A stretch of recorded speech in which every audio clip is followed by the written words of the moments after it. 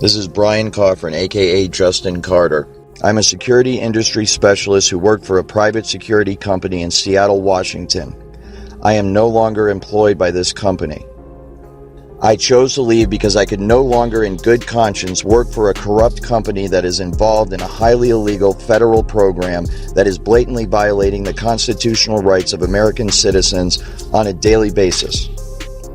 The military, they pioneered the internet, DARPA, and now they are pioneering our interface to our brain. For that, we really need to measure every neuron and at appropriate speeds and long periods of time. And that's what the Brain Initiative is about. They asked us to go and measure the activity in a living brain and map exhaustively the wiring diagram of every neuron connecting to every other neuron. And we're, as part of the Brain Initiative, thinking about the Rosetta Brain, where we're not picking one particular winning technology. We're trying to stimulate new innovative technologies and to integrate them all into one brain and do that over and over again in different brains, in different pathological settings in humans. And then from there, IARPA wants us to deliver the brain up to the cloud. So this is a 40 gigabit per second brocade switch to the Internet 2 infrastructure. So this is like the fast internet. And we upload that brain to the cloud. And here's a laundry list of the types of bytes that we need to store this information. If you're interested in brain uploading and downloading, these are the kind of absolute minimum numbers that you need to be considering, but it's not out of range. It's not necessarily far off in the future. And if you think the internet is big, if you think blockchain is big, this is going to blow it all away.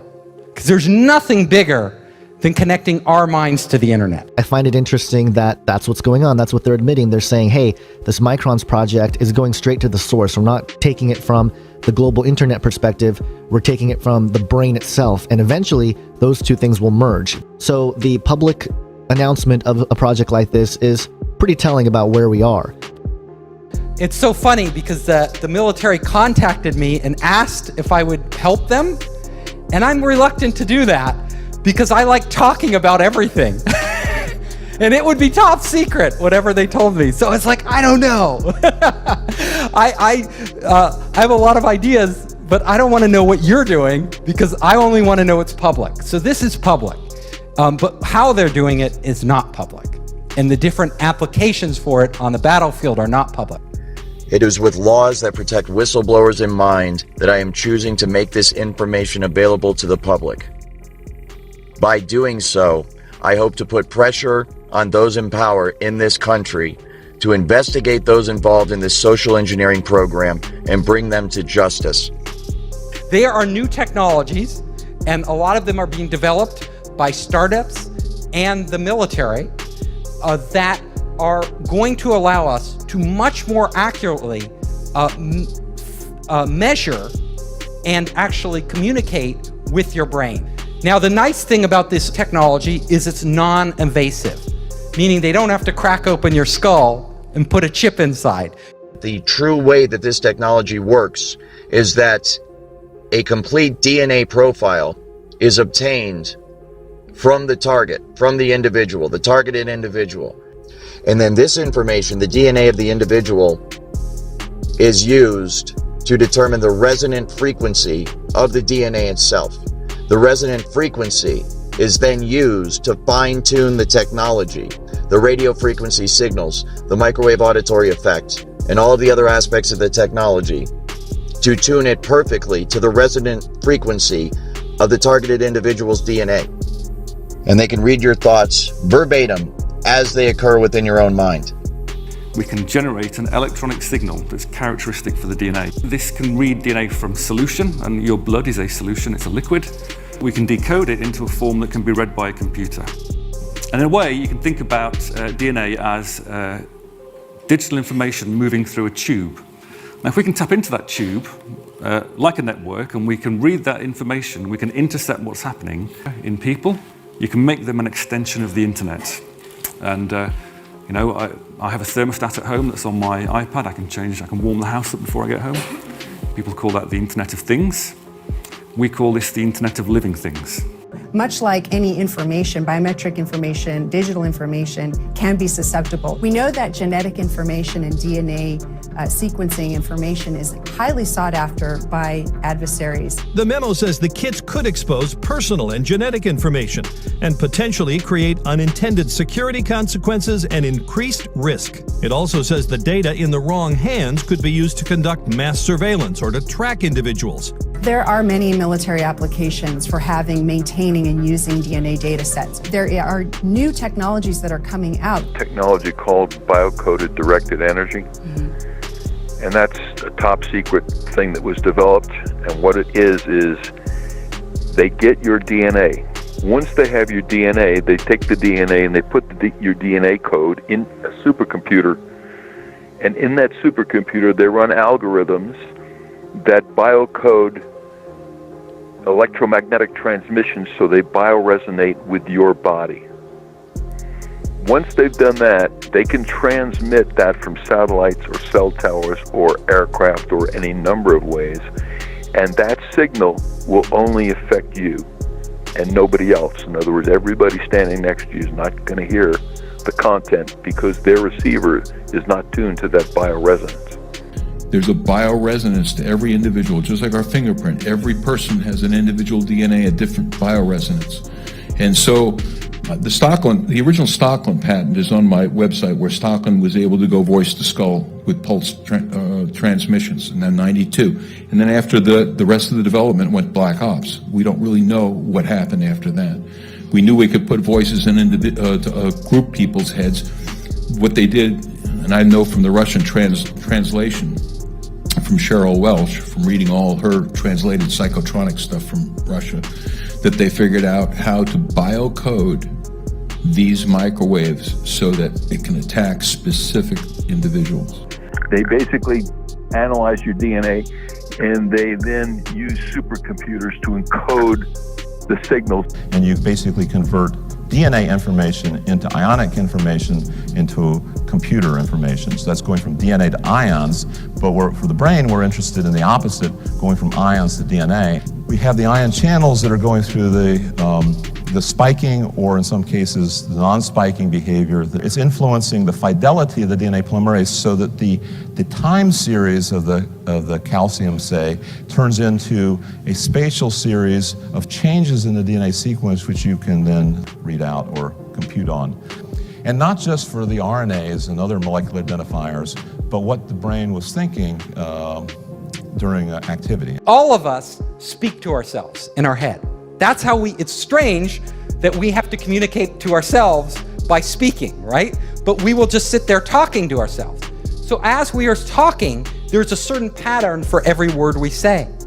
What they're doing is looking at the pattern in the brain, and then they're matching that pattern, they're putting that into a database. If you think of those words, and the beauty of this is most of the words in the dictionary we don't say, but a subset of these words, actually a small subset, we use all the time.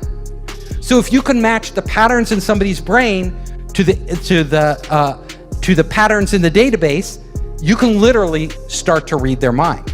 Every time a word comes up, you know it. Oh, that word came up for that individual. Now, will the patterns be identical in every person? Probably not, though the information will be stored in slightly different places. But it wouldn't take long for you to train a machine to read your mind. Now, that's just the beginning. They may be able to have algorithms sophisticated enough, and they get enough samples, enough data, that the AI could actually learn over time what the general rules are for different words, and then you could apply it to anybody. Without verbalizing anything, you could literally start to communicate with other people. So my lecture, we could all be standing here silently. And I could just be communicating it to you. I could be talking, you would talk to people, you could literally have conversations with people without ever getting on your phone anywhere in the world. Goodbye WeChat or Google Hangouts. We could all just be on our brainwaves, right? Communicating with our friends, they could be dropping in on us. Very strange if we think about it. So that when that person goes to speak out about it, when they go to seek help from their fellow human beings, and their fellow human beings say, what is it that's happening to you? The target will then say, I'm hearing voices inside my head. But these would be controlled hallucinations run by algorithms. And they will conclude that this person must be crazy. And as a result, they will recommend psychological evaluation for that person. You can see the way this is going to go, and the way it is going right now. As good people, helpless people that are being abused and tortured and enslaved and experimented upon in America today, American citizens cry out for help from their fellow Americans, and their fellow Americans say, why don't you take some Prozac because we think you're schizophrenic? When this is a highly technical program. All of the symptoms are induced by a technology that is so fucking sophisticated, it is horrifying beyond description. This technology can also tap into the optical nerve of the target and the auditory system of the target, so that those monitoring the target can see what the target is seeing and hear what the target is hearing. This information is then downloaded and stored on a computer in a highly secure, classified site on servers that are guarded by some of the tightest security in the world. So the ability to do this, the ability to download information, that is like what the military and other people are that's their holy grail. There's a number of companies now that are looking at ways to write digital information into DNA. Because you would only need about a room full of DNA to record all of the digital data that exists today, which is quite extraordinary. So we'll be able to outsource, we'll be able to upload our memories to the cloud. So let's say you don't want to, you want that memory forever, right? You're like, it's automatically probably being stored in the cloud for you without you thinking about it. Just like these automatic backups on your computer, everything, there's a copy and there's redundancy and there's like many versions. And so your experience, you could access it later. This results in the individual's entire day, everything they see, everything they hear, everything they experience, and everything they feel being recorded till the end of time. Within the brain, there are tiny structures called microtubules, right? If you think of these as straws, but they're straws through which flows light. And in fact, photons of light known as biophotons. And that each one of these is a package of information that flows around, these tiny structures in the brain. This light is carrying, of course, the memories. And we know DNA is also producing these biophotons of light. This is well studied and is well understood. So the interface between the brain and the DNA would therefore be these biophotons. Now this is where, if you can transfer knowledge and you can communicate, because your brain is wirelessly connected to the internet, there's no reason you couldn't extract memories, which are just data, out of one brain and put them in another brain. Now, what would it mean to share memories? All of a sudden, Elon Musk, you want to know what he's thinking? You could get his memories from yesterday and live his entire day. Although the connectivity of the brain is where we are processing experiences, even utilizing recalled memories and writing new memories to the hard drive, that it's more like a RAM with a random access memory rather than being the hard drive. The DNA would be effectively our hard drive where all the bulk of the information we're not using is being written to. So it could be that in the future that we'll find a way to download people into DNA and move them across into other bodies. So this is an astonishing step forward in these kind of science fiction type ideas. When our brains are connected to the internet, our physical bodies become less important. Now, think about that. If our brains are connected to the internet, and if our brains are all connected, all of us connected, I could literally go into your head and see through your eyes. So all of a sudden, for a day, a lot of us, because you're entrepreneurs, think it would be cool to go inside Elon Musk's head for a day and walk around. Well, Elon Musk may allow people to get that feed and literally live through what he sees. Because of my responsibilities in surveillance as a otherwise normal security specialist, I was showed this technology at work. And it was through the perspective, of course, of the camera, and what I was told that it was obvious it was being used through the eyes of the targets. So I have seen it, and it is absolutely remarkable. It's just like a first-person, video game or something where you see right through the eyes of the individual. And so there's two aspects to the technology. Number one, there is the actual, what is essentially receiving the signal from the individual themselves.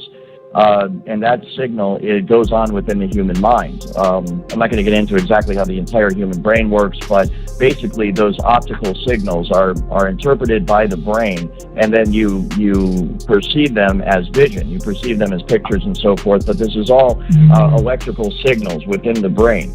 And so the exact same thing, the data is taken in through the eyes, and then your brain renders it in a visual form that we know as sight. The exact same thing happens with the computer. The data is sent to the computer, then it is rendered in the form of a picture that people can look at. As far as I'm aware, it's real time. There may be a second or two delay, but it is as it is happening. They can actually see through the eyes of the target. It's done all remotely. And that is rendered, of course, in essentially real time on a computer screen. And then it is to the point where it's so accurate, you can actually see the individual pores on someone's face. See scars and nicks and so forth. And so you can understand how, if you had several people, for example, that you were able to do this, you can see through their eyes in a room or on a street corner or within an office building, wherever it is. You can get total situational awareness simply by looking through their eyes, and you can see through basically it's like being 3 or 4 or 5 different people all at the same time. The next thing that is really interesting is, everybody's talking about augmented reality and VR right now. If you've taken any drugs like LSD, suddenly it becomes real, right? Our minds are actually doing AR or VR, right? Putting dragons in the room and creating like all this stuff. We're able to, the point is, we are able to do that with our brains as they exist right now. So there's no need for external hardware. Once we tap into the brain, our minds itself can actually create overlays of AR and VR. If we have algorithms that stimulate the right things and give it the right data, we could literally see a screen pop up. We call it hallucinating, right? But these would be controlled hallucinations run by algorithms that would give us everything AR would without any glasses, without any contact lenses. This technology can be used to beam images and even motion pictures into one's brain. Images and motion pictures that are so realistic that you think you're actually watching a movie or seeing something in reality.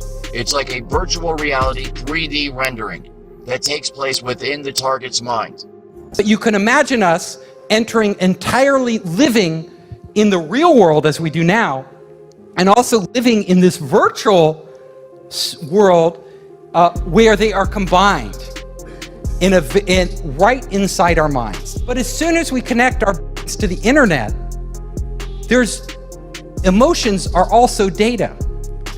We could start literally to feel somebody else's pain. And now we say, I feel your pain. We don't really feel their pain.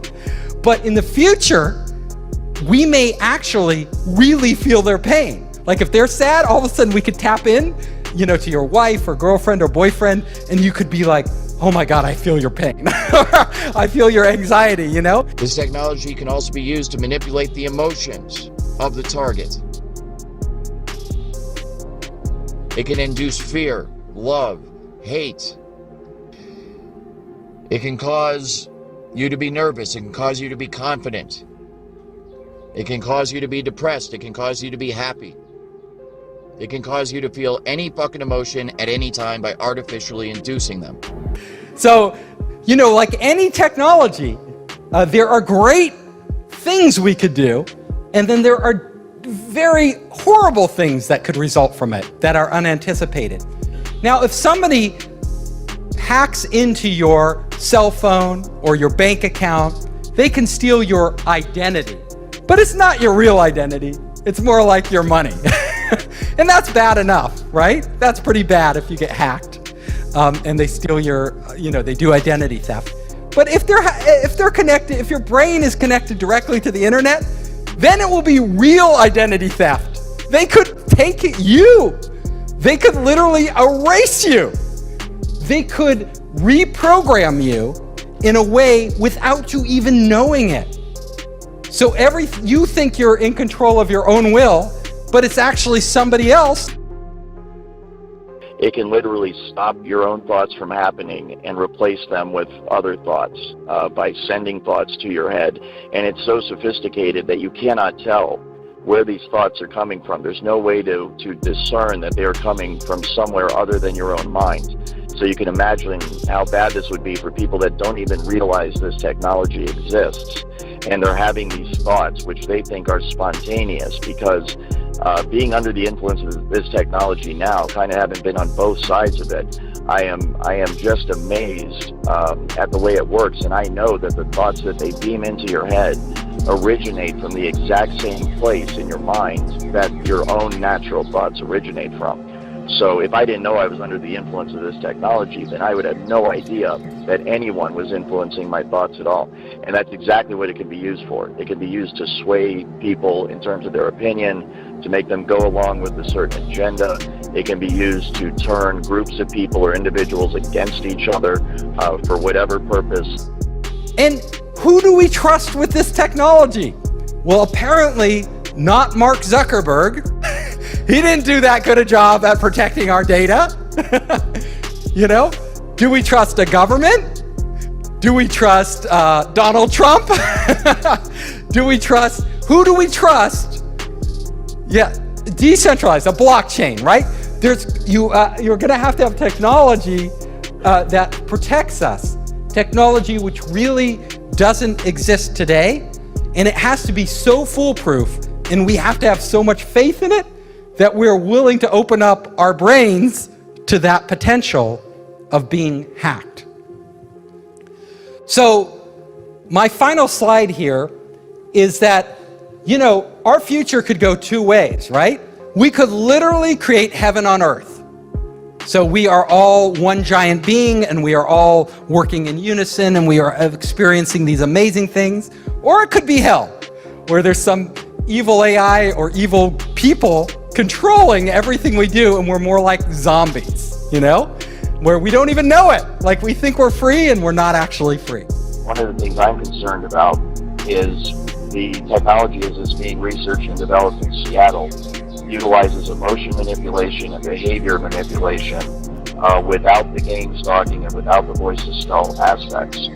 And so this use of the technology can be done very covertly to the point where the person it's being used against will not know that this technology is being used against them. And that is one of my main concerns and one of the reasons why I want to bring more light to this technology and to this issue, because this technology could potentially be being used against tens to hundreds of millions of Americans every day. I've mentioned in some of my podcasts how there are field events where they will not direct this technology at an individual, but create a general field of frequency in a geographical area so that everybody that within that geographical area is feeling the effects of the technology. It's more of a general application of the technology instead of an individual specific application of the technology. But when you consider that use of it and the fact that it is used for emotion and thought and behavior modification, then we could potentially be looking at many, many millions of people across the country that are under the influence of the technology today, right now. It's going to be very hard to stop. It is going to be very hard to stop. Think about it. It's sort of a one-way path. I've never seen humanity roll back technology. What we can do is control it. So like with nuclear weapons, we've barely kept those in control, with other weapons, not so much, like chemical weapons, but we need to start talking about this now. There is a very real risk that you are going to become a full-blown 24/7 targeted individual. And this technology at that point, when it is nationwide, will be used by automated supercomputer software programming that will manipulate the emotions and the behavior and the thoughts of everybody in the United States of America. And it can all be done remotely. It's very much like the microchip kind of tracking the New World Order, this entire, control grid that's supposed to be rolled out against the American people someday. And I'm here to tell you that it's already here. There isn't going to come a day where there's troops in the streets and tanks rolling down your neighborhood and riot gear and all this stuff. We might have isolated incidents like that. It might get like that every once in a while, but the true control grid is this technology, voice to skull, hive mind, behavior manipulation technology. And it can all be done remotely. It can be done simply by targeting you with the frequency, locking into the resonant frequency of your DNA and your mind, and in that manner completely track and trace and control you 24 hours a day. And it's highly, highly valuable for intelligence purposes and military purposes, corporate espionage purposes. And it is amazing the extent to which this technology works. It's so far advanced beyond what most people are aware of. It's truly mind-blowing. And I think that's a big part of educating people, is making them understand that, fortunately or unfortunately, this is possible and it is being done right now today.